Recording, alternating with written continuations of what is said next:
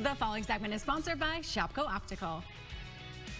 One of the most common side effects of getting older is diminishing vision, and many people find a quick fix solution with the over-the-counter readers, but do they really work? Dr. Ben Cannon with Shopko Optical is here to set the record straight. Dr. Ben, great to see you. Hi, Kari.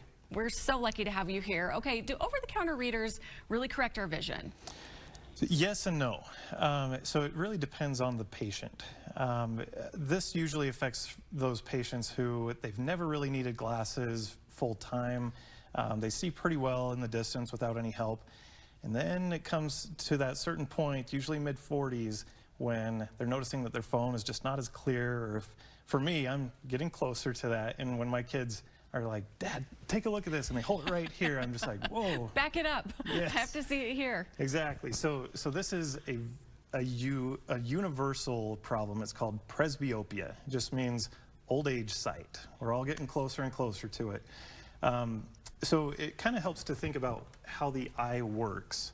So I brought my little eye model here. I like to think of the eye similar to a camera. Okay. So if you're looking at something far away, down the road or watching TV, light's coming in from that source, it hits these lenses here, and then it focuses, hopefully, on the retina. Now, the retina is what we see with, and so if light focuses on the retina, we see clearly.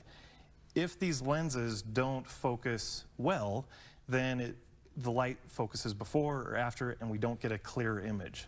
So for those patients who can see really good in the distance, that's awesome. Excuse me. When now your 5-year-old holds something up really close, or you need to read that price tag and it's super close, that shift from your distance object up close, now that shifts your focal point clear to the back. Off of the retina. Oh. Now it's blurry.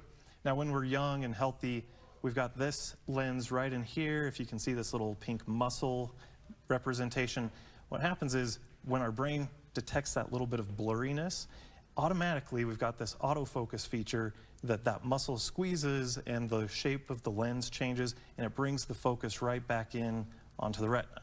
Now when we shift from near to far, then everything relaxes and it goes back to the distance. So this is a great, elegant system for how our eyes usually work. As we get into our 40s, that lens here is not as flexible. And so try as we might, that focus just never actually comes clear. Can it be fixed if we come in for an exam, Ben? Does that work? Right, so we have a lot of options. One option would be readers.